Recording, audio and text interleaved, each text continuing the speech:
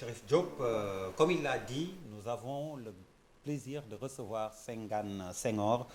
Senghane, bonsoir. Bonsoir, Pape Abdoulaye. Alors, vous êtes de la RADDHO. Oui, je suis de la RADDHO. Hissène Habré est décédé. Pour la première fois, un président africain qui a exercé a été arrêté, jugé en Afrique. Malheureusement, il est décédé en prison, ici au Sénégal. Déjà, quelle est votre réaction par rapport à son décès?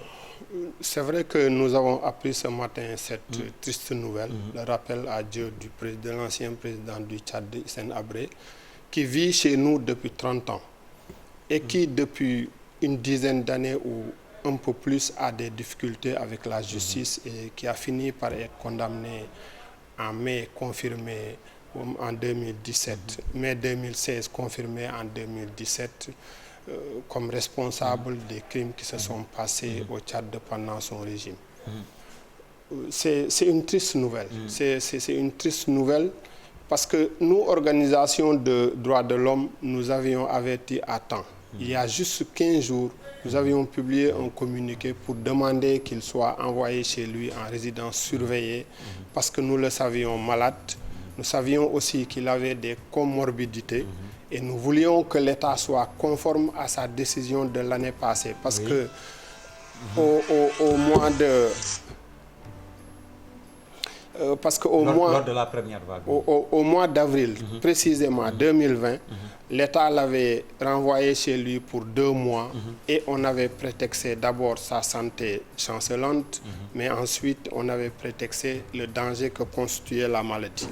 Alors, avec le variant Delta qui est plus féroce, son âge avancé et la maladie qui insistait, nous pensions qu'il fallait reconduire la même décision. Malheureusement, les autorités ne nous ont pas entendus et ce qui est arrivé est arrivé. Bon, on pourrait revenir sur les conditions de son arrestation, son jugement, comme je l'ai dit. Mais là, est-ce que vous pensez qu'il aurait été plus en sécurité contre Delta chez lui qu'à la clinique où il l'aurait chopé ou en prison? Oui, parce que quand nous écrivions notre communiqué, et le président Habré était encore en prison au Cap-Manuel. Il n'était pas encore à la clinique. Et dans la lettre que la famille avait adressée, ils avaient mis en exergue les nombreux déplacements qu'il y avait entre la famille qui entrait et qui sortait. Donc, confiné chez lui, peut-être qu'il serait plus en sécurité. C'est comme ça que nous avions analysé.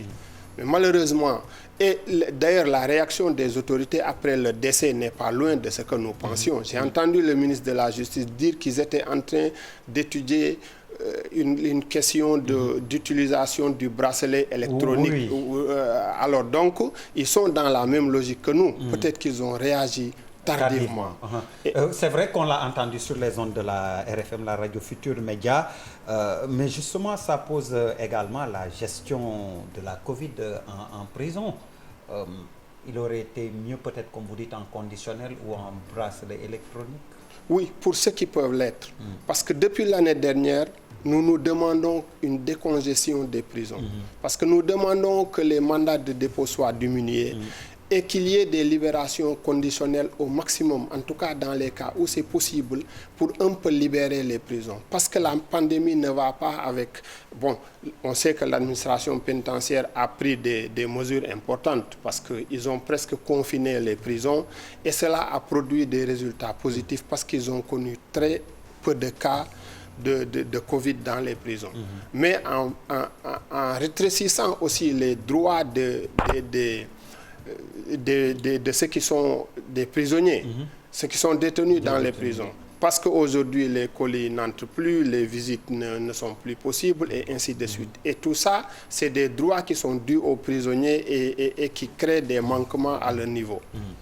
Mais est-ce que, justement, c'est ce que je dis, ça pose la problématique véritablement de la gestion du Covid en milieu carcéral. Mais d'abord, revenons un peu sur le jugement, l'arrestation d'Habré. Pour la première fois, l'utilisation de la compétence universelle en Afrique. Qu'est-ce que ça vous dit aussi, vous, droits de l'homiste? Oui, il faut d'abord rappeler un peu que quand Hissène Habré est venu au Sénégal, parce que lorsqu'il a été renversé par Idriss Déby, un de ses lieutenants, il a fait le Cameroun avant d'atterrir au Sénégal, parce qu'il avait pensé que c'est ici qu'il pouvait vivre. 10 ans après, certains de ses compatriotes sont venus le trouver au Sénégal, lui reprochant d'avoir couvert ou des exactions, des violences, des violations massives de droits de l'homme. Et c'est pour ça que certaines organisations avaient soutenu le processus en demandant à l'État sénégalais de se conformer à ses engagements internationaux. Ce qui a fini par aboutir à la... Il y a eu beaucoup de péripéties que je suis en train de... Je saute des étapes. Sûr, oui, pour gagner du temps. Voilà, il y a eu une décision de la CEDEAO, il y a eu une décision de la Cour internationale de justice. In fine, on est arrivé à la création de chambres extraordinaires africaines qui ont finalement jugé le président Habré et qui l'ont condamné à la peine à perpétuité et à payer à ses victimes 82 milliards 290 millions aux 7396 victimes qui sont reconnues par le juge. Donc c'est de manière ramassée, c'est ça. Maintenant, c'est vrai que c'est un procès qui au départ a été beaucoup vanté comme une première, une leçon à donner à nos dirigeants, mais moi qui vous parle, je suis un témoin oculaire du procès, parce que nous avions un projet de suivi lors du procès. Moi, j'ai assisté à tout le procès. Du début à la fin. Du début à la fin.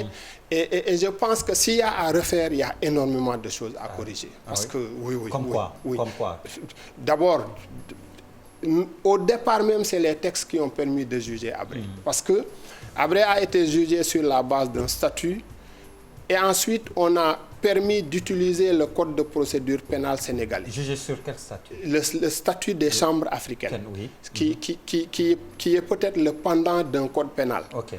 Et ensuite, mais pour la procédure, parce que dans les autres juridictions de ce genre, il y a ce qu'on appelle un règlement des procédures. C'est le règlement là qui vaut code de procédure et qui explique comment les choses se passent. Ici, on a fait un raccourci en utilisant le code de procédure pénale du Sénégal. C'est d'ailleurs ce qui a permis aux juges de demander qu'il soit amené manu militari devant le juge et des jeunes l'ont porté pour le mettre sur une chaise. Voilà. Et ensuite, beaucoup d'autres choses parce que moi qui était présent, moi je vois qu'il y avait là une main des organisations internationales. D'ailleurs, depuis ce matin, je vous entends interroger Reed Brody qui parle à tort et à travers, parce que ce procès-là, c'était presque le procès de Reed Brody. Contre Habré, Voilà. La prochaine fois, c'est bien que les organisations aident, mais c'est bien aussi qu'à un certain moment, qu'on laisse la justice fonctionner librement. Exactement. Moi, personnellement, je n'ai pas eu ce sentiment. Il y avait trop de pression sur des organisations des droits de l'homme. Et le fait le plus grave pour moi, c'est qu'à ce jour, les victimes n'ont reçu aucun franc. Justement, vous l'avez évoqué, l'indemnisation, c'est l'autre problème. Avec la disparition de Hissène Habré, comment cela va se passer? Oui, moi je pense que les victimes ne sont pas sur la bonne voie. C'est mon point de vue. Je vous explique pourquoi. J'entends souvent certains dire oui, il faut saisir les biens de Hissène Habré. Ce n'est pas d'abord aussi simple. Deuxièmement, Hissène Habré a des enfants, il a de la famille. Je n'entre pas dans le détail de la procédure. Mais pour moi, parce que, d'ailleurs, soyons raisonnables, 82 milliards 290 millions, Habré ne l'a pas. On est d'accord, Habré ne pas payer. Même le juge qui l'a condamné le sait, premièrement. Un responsable, grand responsable des chambres africaines qui malheureusement est décédé, m'avait dit que nous n'avons trouvé, à part la maison, aucun bien de Hissène Habré sur lequel nous pouvons mettre la main. Alors, donc aujourd'hui, quelle est la garantie qui est offerte aux victimes? La seule garantie qui existe, c'est de demander à l'Union africaine de faire face à ses responsabilités. Et l'Union africaine ne le refuse pas. Parce que moi, j'entends souvent certains de mes collègues, les autres organisations occidentales parler. Je me demande sur la base de quel texte ils parlent. Parce que, attendez, l'article 28 du fonds, l'article 28 du statut qui a permis de juger Habré dit qu'un fonds est créé au profit des victimes de crimes relevant de la compétence des chambres africaines. Ce fonds est alimenté par des contributions volontaires de gouvernements étrangers d'institutions internationales, d'organisations non gouvernementales et d'autres sources désireuses d'apporter un soutien aux victimes. Donc, est-ce que c'est à Habré seulement qu'on doit demander une réparation des victimes? Et à ce jour, combien on a collecté combien là? On n'a rien collecté. Absolument rien. Absolument rien. Sinon que l'Union africaine a donné 5 millions de dollars qui aujourd'hui est mis dans le fonds. Le Tchad s'est battu pour abriter le fonds. Le conseil d'administration du fonds est nommé, mais entre-temps, rien ne bouge. Parce que la conférence des chefs d'État avait demandé le 17 et 18 juillet 2016 à la Commission, en collaboration avec le gouvernement du Tchad, d'organiser une conférence d'appel de fonds à laquelle participeront les États membres, les pays partenaires, les organisations internationales, les organisations non gouvernementales et autres entités pour des contributions volontaires du Fonds pour les victimes. Que le Conseil exécutif mette à la disposition de la Commission des ressources pour l'organisation de la conférence d'appel de fonds. Jusqu'à ce jour, le Tchad ne l'a pas organisé. Et donc, le problème, il se situe où? Moi, je pense que ceux qui disent aux victimes que c'est les biens de Habré qui doivent vous payer, je pense qu'ils ne les mettent pas sur la bonne voie. Et je pense aussi que ce n'a pas été stratégique pour les victimes de laisser le Tchad abriter le fonds. C'est mon avis. Pourquoi? Parce que le Tchad n'a pas ce temps. Le Tchad est un pays aujourd'hui qui est très secoué. À d'autres problèmes, Voilà, d'autres problèmes de sécurité et autres, et qui n'a pas le temps d'organiser une conférence internationale pour ces questions. Et entre-temps, les victimes sont en train de mourir une à une.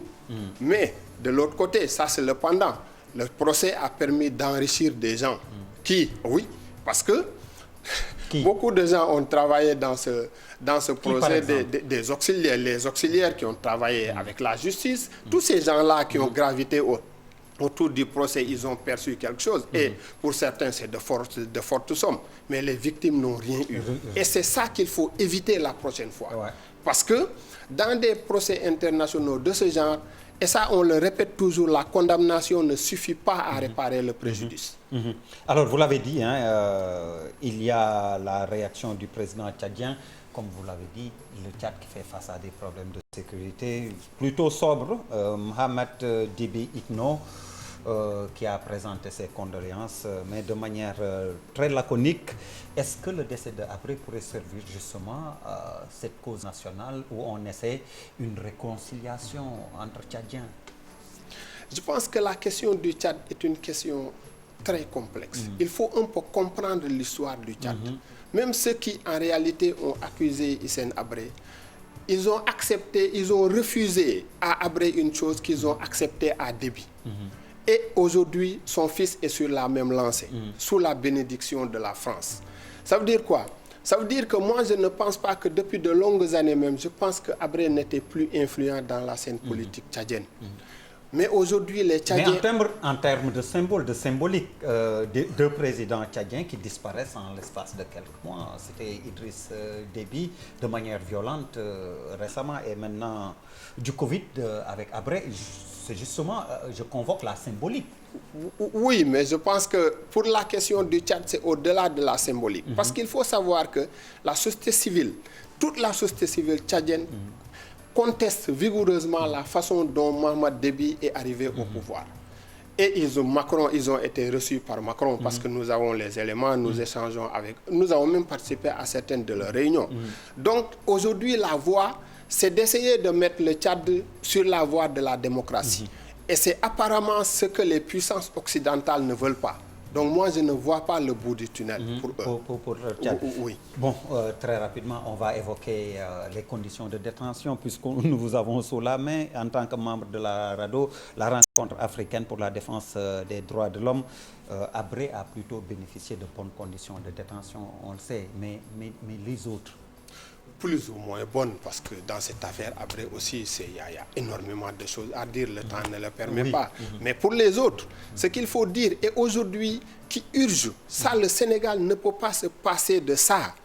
C'est qu'il nous faut un peu discuter sur les détentions criminelles. D'ailleurs, au Sénégal, la détention criminelle n'est pas limitée.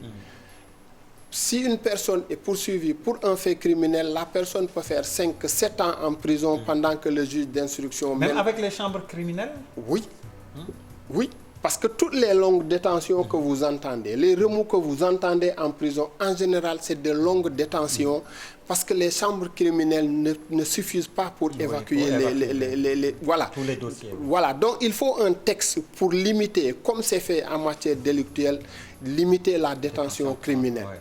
Obliger les juges, et s'il le faut, recruter suffisamment de juges pour permettre de traiter les dossiers et un peu... Parce que ça, c'est un droit qui est dû aussi à ceux qui sont arrêtés. Parce que quand vous êtes arrêté de manière provisoire, vous devez être jugé dans des délais raisonnables.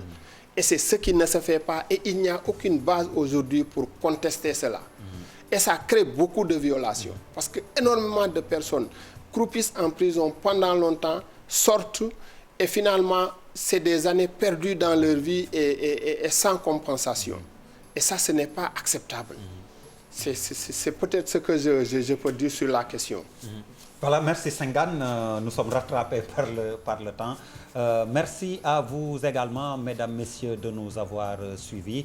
Bonne suite de programmes sur la TFM, la télévision Futur Média. Okay.